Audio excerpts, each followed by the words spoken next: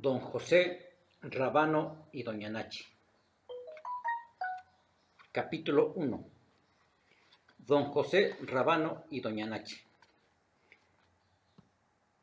Amaneció lloviznando, como raras veces.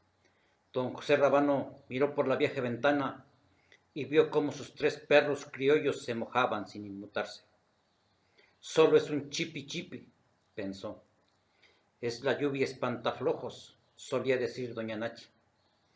Así que don José Rábano no hacía ni el más mínimo comentario acerca del estado del clima del día, por lo que muy en silencio regresó a su aposento. Se sentó perezosamente en el costado de la cama, echó a un lado las viejas cobijas de lana y se volvió a acostar con exagerada lentitud, tratando de no despertar a la mujer que tranquila dormía. Sintiendo un frío más espiritual que invernal por la discusión de la noche anterior. Sintió ese frío recorrer todo su cuerpo y se acurrucó a dormir balbuceando: esto es vida. A los 5 minutos se dejó escuchar la voz poco cariñosa de doña Nachi. Levántate a ordeñar. Esa vaca va a subir la leche. Don José Rábano hizo como que no escuchó. Se acurrucó e incluso roncó 3 veces para que su sueño fuera creíble. Doña Nachi se levantó, estiró sus brazos quejándose como siempre del dolor de sus riumas, y también se asomó por la ventana, viendo cómo sus gallinas cloqueaban y ya andaban rascando la dura tierra por las orillas del patio, mientras que sus pollitos se disputaban las lombrices. Contó primero las gallinas y después contó uno a uno los pollitos. Le faltaba una guajolota que alcanzó a mirar saliendo detrás de un gran maguey chaminí, con 5 guajolotitos y 6 pollitos detrás de ella, que cuidaba como propios. En total, eran 33 aves de corral. A los perros, entre ellos el amigo de los buenos, el perro consentido de la casa, tristemente ni siquiera los volteó a ver, pues estaba enojada con ellos por haberle destruido la gran higuera. Dio media vuelta, se aproximó a la cama sutilmente y de un jalón dejó a don José Rábano sin cobijas y casi como Dios lo mandó al mundo, por lo que el respetable señor empezó a tiritar de frío, pero no se levantó, se siguió haciendo el dormido. Doña Nachi levantó las cobijas y las tendió nuevamente con cierta ternura en el tembloroso cuerpo de don José Rábano, y también se volvió a acostar, recordando los viejos tiempos cuando eran recién casados y no podían vivir el uno sin el otro. Recordó cuando decidió dejarlo todo por seguirlo hasta ese pueblo olvidado de Dios, enclavado un poquito antes de lo más recóndito del Valle del Mezquital, en el que sobrevivían apenas 60 familias. Le pasó los dedos por el rostro, sintiendo sus rudas arrugas, y empezó como tantas veces a contarle las canas, solo para darse cuenta de que ya era imposible contarlas todas. Lo miró con preocupación. Empezó a pensar en su pasado reciente y por más que hacía memoria, no alcanzaba a recordar cuándo fue la última vez que acarició la cabellera y se las había contado. Cuándo fue la última vez que sus manos y toda ella hicieron un alto en el camino para acariciar ese rostro. De repente habló en voz baja. Nos estamos poniendo viejos. Se nos está yendo la vida.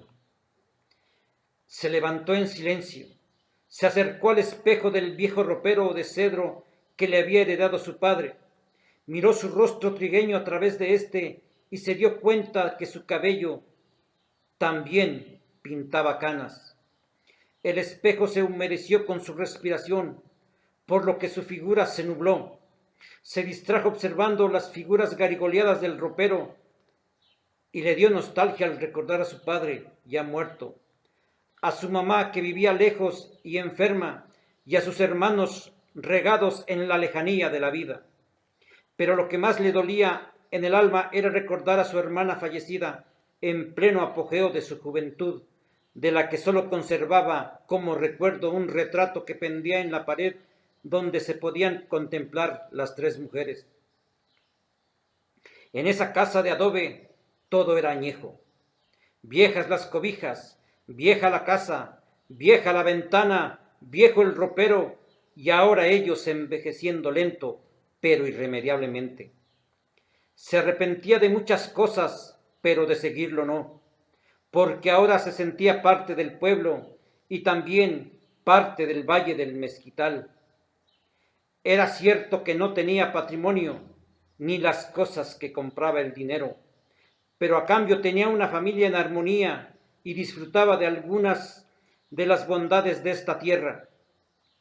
Ese día se juró a sí misma ser más tolerante con su señor marido, que ahora por alguna extraña razón dormía cansado y más de la cuenta, porque en este valle no podían concurrir las holganzas. El trabajo era diario, todo el día.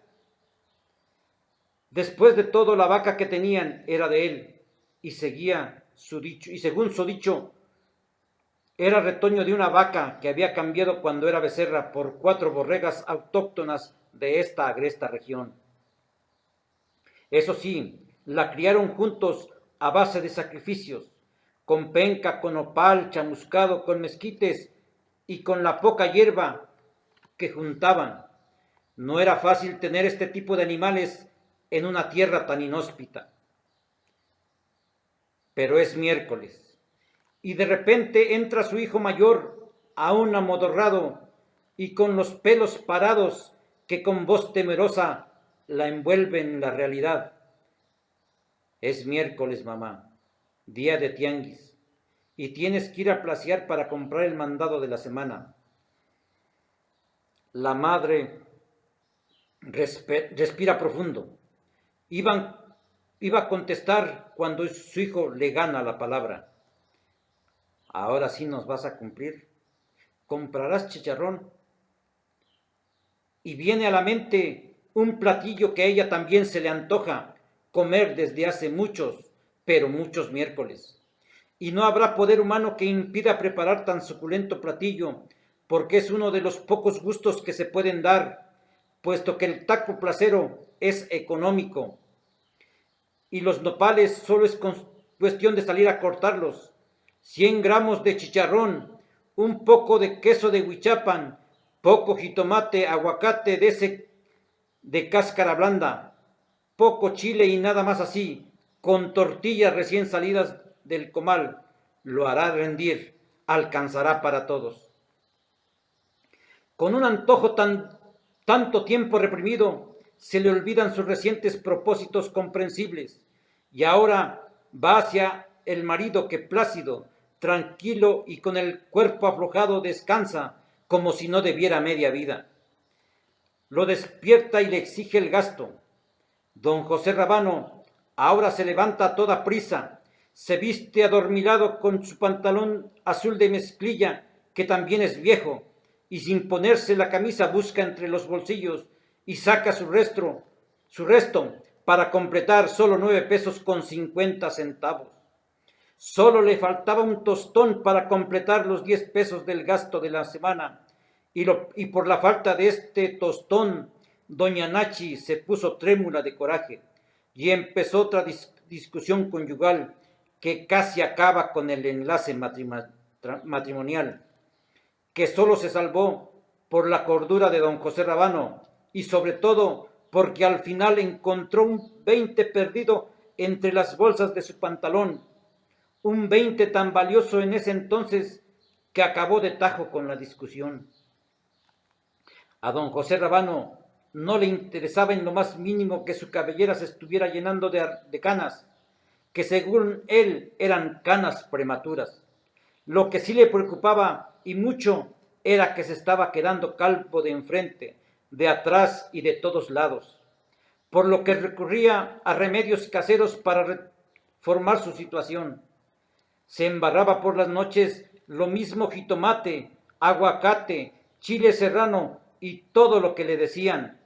Incluso se llegó a untar mierda fresca de vaca. Fueron tantas cosas que se embarró en la cabeza que no supo lo que le sirvió para que le brotara nuevamente el cabello. Así que constantemente se seguía poniendo los distintos remedios en la cabeza. No le importaban las constantes burlas de doña Nachi. Después de todo, le había dado resultado. A las 3 de la tarde el cielo seguía nublado, pero las nubes endurecidas se negaban a dejar caer algo más que una llovizna infame, aunque un poco refrescante. A esa hora toda la familia estaba comiendo el taco placero, tanto tiempo anhelado, e incluso había alcanzado para el guacamole.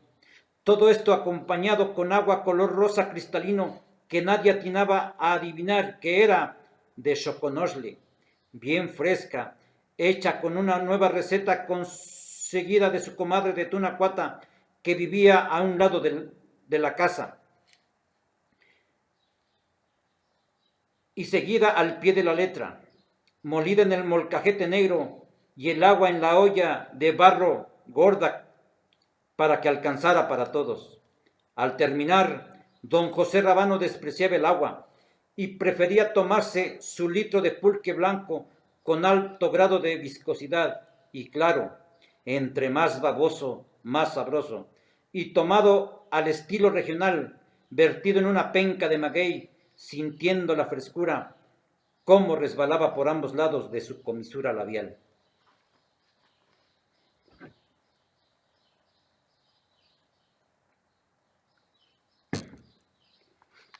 Don José Rábano y doña Nachi. Capítulo 2. Aquellos primeros días. Lejos habían quedado aquellos primeros días en el caserío campirano, cuando la mujer apenas se estaba acostumbrando a las vicisitudes del Valle del Mezquital. Aquella oscurecida noche bien la recordaban ahora como una vieja anécdota de pareja, pero en su momento fue algo que les cambió la vida por siempre y para siempre. Después de regresar de su luna de miel, si se podía llamar luna de miel, a un día y una noche en las grutas de Tolantongo, en ese entonces aún un lugar virgen, al igual que ella, en donde emanaban esas aguas termales color azul turquesa, a decir de la joven y bonita mujer recién enlazada. Son aguas curativas con un toque especial de sortilegio. Decía al momento que añadía sin dejar hablar al hombre, un verdadero oasis en medio del Valle del Mezquital, y con cascadas inexplicables en armonía con la madre naturaleza. Ella sugirió pasar ahí su primera noche de bodas, ya que en su juventud las había visitado con sus padres. Para convencerlo, le enseñó al recién casado un reportaje de ese maravilloso lugar en una revista llamada México Desconocido, que, aunque maltratada, a ella le traía gratos recuerdos. Y al ver que la precaria economía de don José Rábano no le daba para mayores opciones, se conformaría con eso, con una noche ahí con él, pues estaba evidentemente enamorada. Ya estando allá en las grutas, después de sufrir penurias para llegar, un lugareño muy acomedido les explicaba que había piedras que se llamaban estalactitas, las que descienden, y otras que se llamaban estalagmitas, las que suben. Nada más de oír esto, don José Rábano no se aguantaba de la risa, y en voz muy baja murmuraba, malaya sea, que no chinguen que estas piedras tienen nombre. Pero se puso un poco triste cuando doña Nachi lo paró en seco y le dijo, no seas majadero, y saca una moneda para darle al guía. La única moneda que traía era de a peso, y le dolió tanto sacarla del pantalón para dárselo a aquel señor desconocido. Nunca en su vida había estado de acuerdo en dar el diezmo en la iglesia, mucho menos dársela a aquel desconocido. Ese mismo día habían conocido la gloria, aunque tuvieron que pernoctar, eso sí, felices en una casa de campaña conseguida por ella a su señor padre, de oficio carpintero. Casa de campaña que de ningún modo le regresaron, porque la utilizaban cotidianamente después de lo acontecido la tercera semana de matrimonio. En aquella noche inolvidable en la que después de cenar algunos huevos revueltos con tortillas de comal, que aún le salían un poco gruesas y crudas a la recién casada, además de bolillos con café negro de olla, entre risas y anécdotas de uno y de otro, como estaban recién casados, las charlas de sobremesa se alargaban más allá de la medianoche, y era lógico. La vida les sonreía y la veían simplemente maravillosa. Cuando se fueron a dormir, doña Nachi se adelantó aún sin miedo y se dispuso a acostar, mientras don José Rábano fue a hacer sus necesidades. Cuando regresó doña Nachi ya estaba entre las cobijas del petate, por lo que el recién casado se apresuró a hacer lo mismo. De repente doña Nachi sintió algo muy frío recorrer su cuerpo, que le sacudió hasta el alma, y creyendo que eran las manos trémulas de don José Rábano, le reclamó: ahora sí tienes tus manos exageradamente frías, cariño. Pero al instante le dice: ¿cuáles manos si las mías las tengo acá ocupadas con mi zapato que no se sale? ¡Ah, por fin! No seas payaso, tus brazos están bien fríos. Mis manos son estas. Don José Rábano, ya metido entre las cobijas, le ha puesto sus manos en el joven cuerpo de la mujer, pero de repente él también siente recorrer algo en su espalda. Entonces doña Nachi agarra con sus manos ese algo que le recorría el cuerpo, solo para darse cuenta que era algún animal rastrero y mezquino. Nada más de sentir cómo se resbalaba en la piel, al instante pegó un grito desesperado que a su vez aterrorizó a su marido. Y entonces los dos de un brinco están de pie. Don José Rábano busca a tientas la añeja lámpara de petróleo hasta que tropieza con ella. Luego va a la ventana en donde toma la caja de fósforos. Con notado nerviosismo prende uno y lo acerca a la lámpara que enciende, y apenas alumbra la casa, solo para ver cómo una víbora que don José Rábano confundió en la oscuridad de la noche y no supo a ciencia cierta si era una víbora casera o una víbora tardera o de plano una víbora de aire. Eso sí, era más grande de lo común. Lo cierto es que apenas alcanzaba a ver cómo se arrastra también asustada por el suelo y se mete en el bote de a 3 litros que estaba arrumbado en una esquina de la enramada. Pero no cabe, porque de inmediato asoma la cabeza sacando y metiendo la lengua. Don José Rábano va presuroso por un machete, pero al regresar la víbora ya escapaba por una rendija. Don José Rábano sale tras de ella, tratando de matarla, dejando sola a doña Nachi, que se aterroriza aún más, mientras empieza a llorar desconsoladamente y temblando de miedo. Minutos después, él por fin regresa y la abraza, acabándose en disculpas y perdones a nombre de todos y cada uno de los animales rastreros de la región. Pero el daño ya está hecho, por lo que el llanto cunde y la mente prodigiosa de doña Nachi guardaría en sus neuronas el recuerdo de aquella noche inolvidable en la que una víbora del Valle del Mezquital le acarició el cuerpo desnudo y se deslizó por toda su piel. Los reproches le duran toda la noche y a partir de ahí le dio insomnio crónico que solo el tiempo le fue curando. De nada valieron los remedios caseros, las libias con toronjiles, con albahacas, con mirtos, con laureles, con cebollas, con huevos de gallina negra, hasta le consiguieron el mentado cardosanto que le prepararon insistentemente contra el susto, porque a partir del día que la víbora negra aquella se puso en su vientre, le tenía pavor a cualquier animal rastrero que pareciera tantito a una víbora. y entonces, en ese pánico justificado, decidieron utilizar la casa de campaña dentro del jacal para dormir con el cierre de esta bien asegurado. Eso era por la noche, pero en el día que tenía que ir a juntar leña para calentar la comida, o ir a cortar nopales al monte para chamuscarlos y darle de comer a la vaca, o realizar cualquier otra actividad campirana, ante cualquier ruido que se escuchaba entre las pencas secas de los magueyes, doña Nachi entraba en pánico, y más si don José Rábano no estaba apersonado en el lugar. Pero cuando doña Nachi se encontraba eventualmente con una víbora, el temor le duraba por días. Pero eso sí, nadie la había obligado a casarse con el joven José Rábano. Es más, su iracunda madre se lo advirtió muchas veces.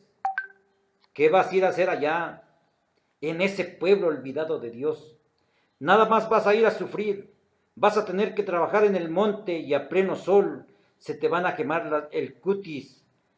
Se te van a maltratar las manos. Si aquí se te queman las tortillas, mija, ¿qué vas a hacer allá, mamacita?